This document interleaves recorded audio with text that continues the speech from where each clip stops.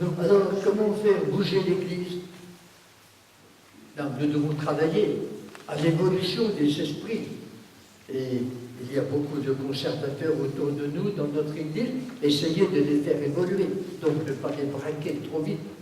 Mais cependant, oser bouger. Oser, comme je l'avais écrit quelque part, faire quelques petits pas de travers et de côté. C'est nécessaire. L'Église n'évoluera pas par le haut, par la force de son administration. Il n'est pas possible d'ailleurs qu'aucune administration ne soit capable de se réformer elle-même.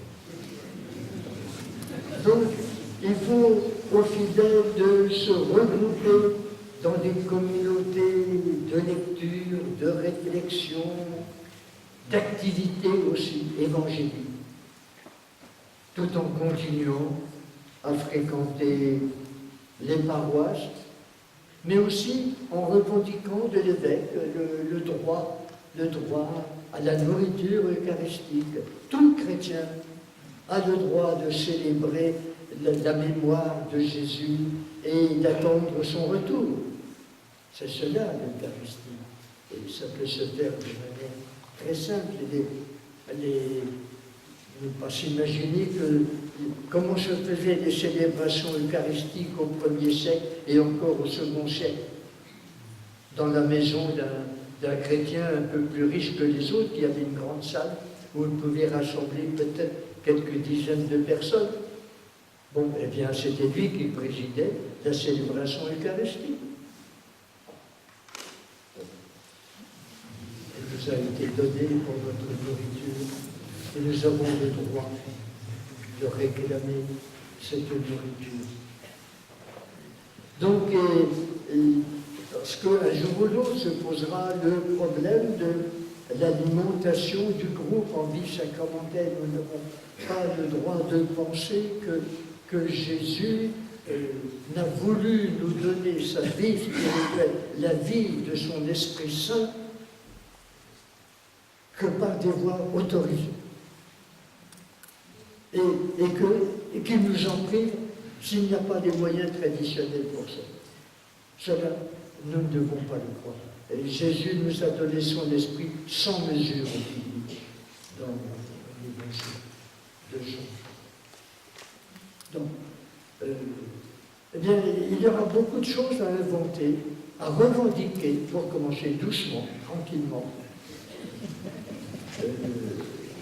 Et demander aux évêques d'habiliter notre président de notre communauté à présider l'Eucharistie, à célébrer ce que nous avons besoin de célébrer. Et cela ne nous empêchera pas de fréquenter aussi les offices qui seront faits à un autre niveau par ce qui restera du clergé sacerdotal et épiscopal. Demander à être consulté sur le choix de nos évêques, même de nos prêtres. Faire valoir le droit d'envoyer des représentants élus aux principales instances diocésaines. Enjeu, espérons-le, romain et grec. Voilà, alors il me reste peut-être plus de temps.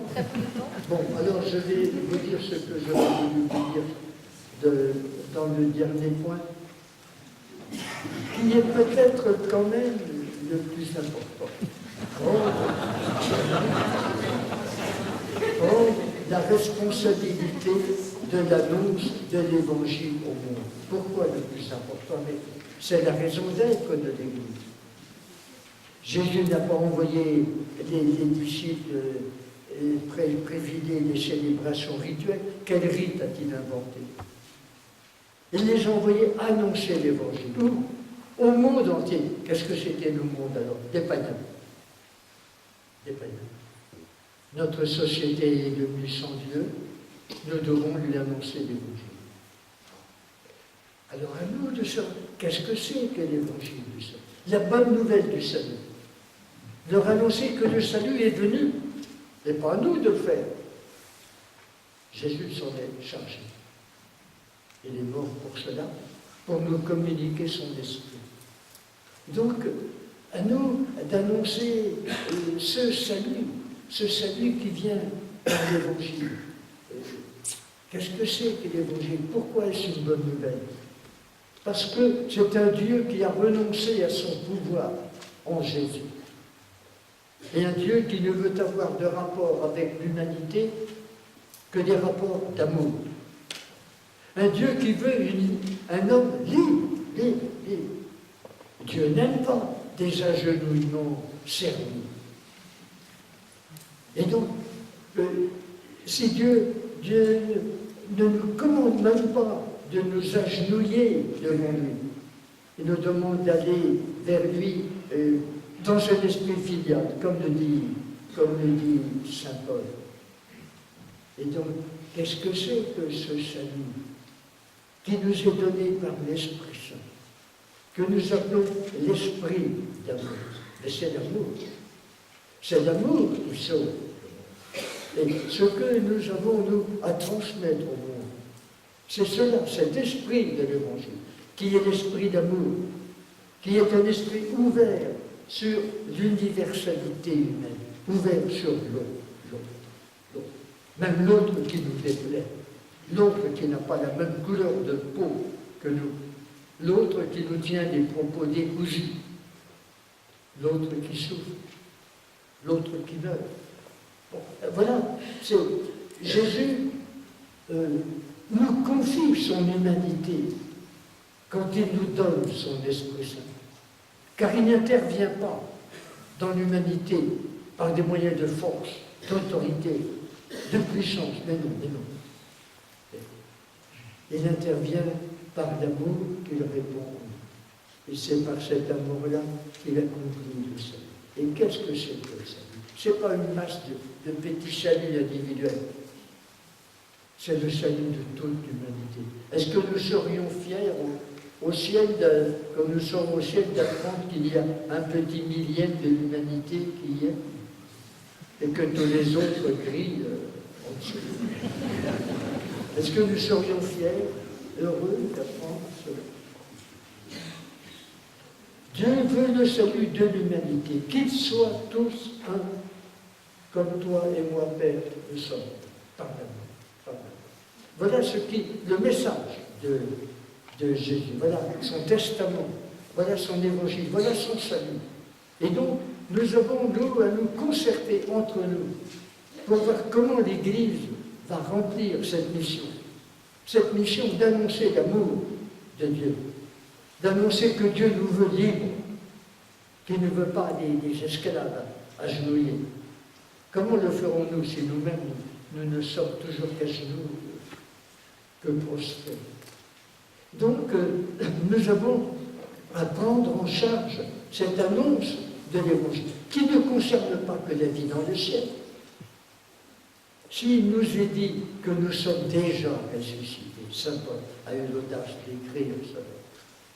Nous sommes déjà ressuscités parce que circule en nous l'amour de Dieu, qui est éternel, dont la source est éternelle, dont l'aliment est éternel. Et donc il s'agit pour nous de rassembler cette humanité. Mon Dieu, s'il nous fallait convertir tout le monde à Jésus-Christ, nous devrions désespérer du salut de l'humanité. Alors est-ce que nous oserions nous préoccuper uniquement de notre petit salut, que tous les autres périssent et que moi, je sois sauvé? Ce n'est pas l'esprit de l'Évangile. Donc c'est pourquoi le salut se joue dès maintenant. Et nous sommes des instruments de l'Esprit Saint quand nous essayons de répandre cet amour autour de nous par la parole, par l'action, par notre vie de communauté aussi, de toutes ces manières-là. Nous répandons le salut, nous unissons l'humanité. Et ainsi, le salut ne se joue pas uniquement dans un au-delà lointain, on ne sait pas quand, ni dans un ciel encore plus lointain, on ne sait pas où il est. Dieu s'est fait homme. C'est cela, la foi chrétienne. Dieu s'est fait homme pour que l'homme devienne Dieu, disait le vieux et saint Irénée. Eh bien, revenons à cette idée que Dieu vit au cœur de l'humanité. dans cet espace spirituel qu'il structure par des relations de charité. Dieu vit là. Et son cœur palpite là, au cœur de notre histoire humaine, au cœur de notre humanité. C'est là. Voilà la vraie religion en esprit et en vérité que nous devons enseigner déjà à ceux qui ne comprendraient pas encore ce qu'est Dieu. Ah, ce n'est pas difficile de comprendre un Dieu tout-puissant. Mais comprendre un Dieu humilié, comprendre un Dieu qui se révèle sur la croix de Jésus et qui nous révèle de nous faire nous-mêmes les serviteurs les uns des autres. Et c'est ça l'Évangile. Eh bien, osez penser l'Évangile. Voilà notre manière d'entrer. Ce sera notre manière d'entrer dans la modernité. Ce sera notre manière de faire bouger l'Église. Ce sera notre manière d'acquitter la mission que par le baptême nous avons reçue de Jésus, d'annoncer au monde qu'il est sauvé, s'il sait aimer.